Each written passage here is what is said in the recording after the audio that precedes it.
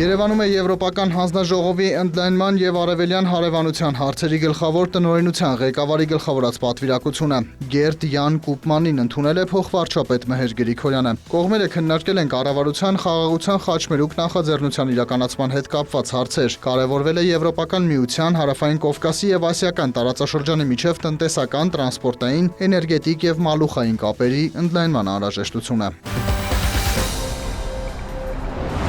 ՊԵԿ-ը բացահայտել է 3 միլիարդ դրամի ստվերային շրջանառության դեպք Երևանում գործող հագուստի եւ աքսեսուարների արտադրությամբ ու վաճառքով զբաղվող երկու տնտեսվարող թեր հայտարարագրել են իրացման շրջանառությունը։ Կատարվել է պատճառված վնասի նախնական հաշվարկ, ըստ որի պետությանը պատճառվել է 900 միլիոն դրամի վնաս։ Առանձնապես խոշոր չափի հարկեր չվճարելու առերևույթ հանցագործության հատկանիշներով հաղորդում է ներկայացվել քննչական կոմիտե, նախաձեռնվել է քրեական վարույթ։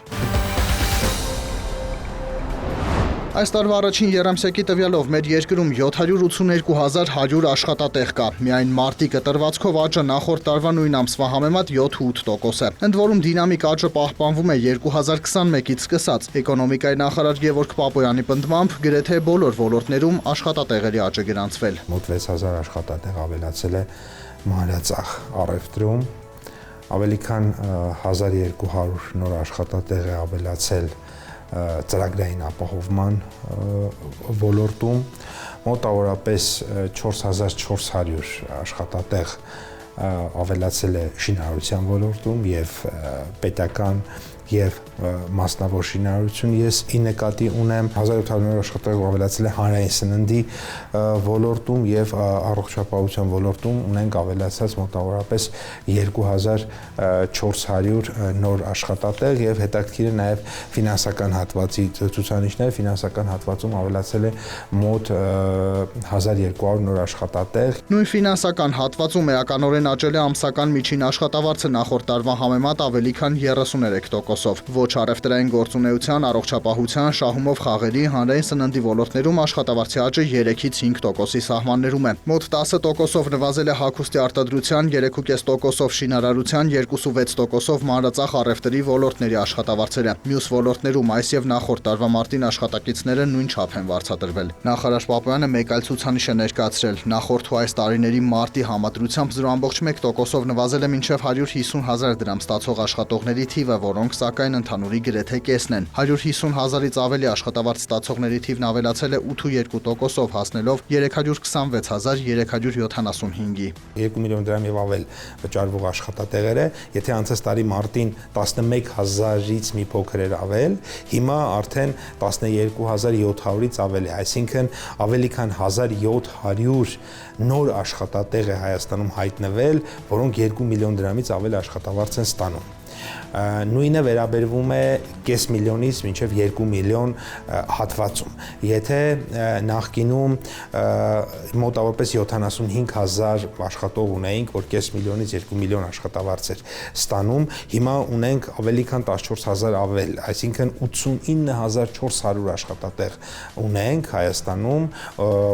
որոնք որ կես միլիոնից 2 միլիոն աշխատավարձ են ստանում։ 40000-ից ավելի նոր աշխատատեղը չի կարող մեկ գործոնի հաշվին դինել, մանրամասնել է նախարարը, թվարկել տնտեսության զարգացում, ստվերի դեմ պայքար, պետական մի շարք ծրագրեր, մասնավորապես անհուսալի վարկերի մարում, հայտարարագրվելու պարագայում սոցիալական վճարի վերադարձ։ Բարձրացել է նաև հանրային ինքնագիտակցությունը, տնտեսվարողներն էլ ավելի բարեխիղճ են դարձել։ Աճ կա նաև հարկման բազայում, այս մարտին նախորդի համեմատ բոլոր աշխատողներին վճարված աշխատավարձն ավելացել է 13.7%-ով, հասնելով 275.1 միլիարդ դրամի։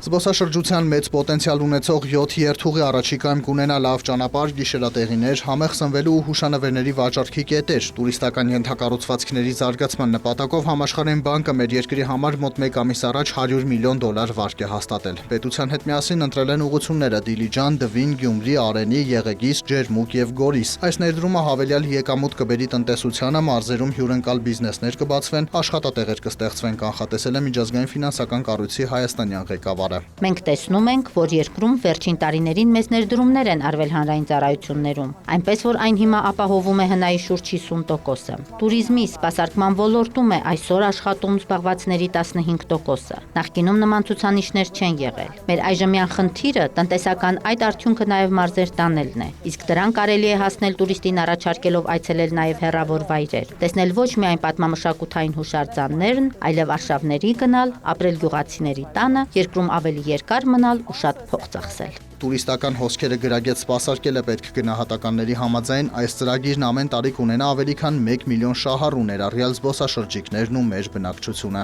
Մի քանի օրով երկիր այցելող զբոսաշրջիկի համար այստեղ բարդ է տպավորություն հավաքել, եթե ուզում ես ինքնուրույն ճամփորդել։ Պատահական չէ, որ համաշխարհային տնտեսական ֆորումի ինդեքսներին եթե ուշադրություն դարձնեք, աշխարհի 190-ից ավելի երկրների շարքում Հայաստանը ընդամենը 72-րդ տեղում է։ Տուրիստական գոհարներ ունեցող երկրի համար ցածր դիրք է եւ բարելավման կարիք իրոք կա։ Օրինակ, երիտասարդ զբոսաշրջիկը պարզ բան է, դարավոր եկեղեցի տեսնելուց բացի ակտիվ արշավներ, ռիսկեր, փորձառություն է ուզում։ Ցանկալի է տնտեսվարողները հասկանան դա։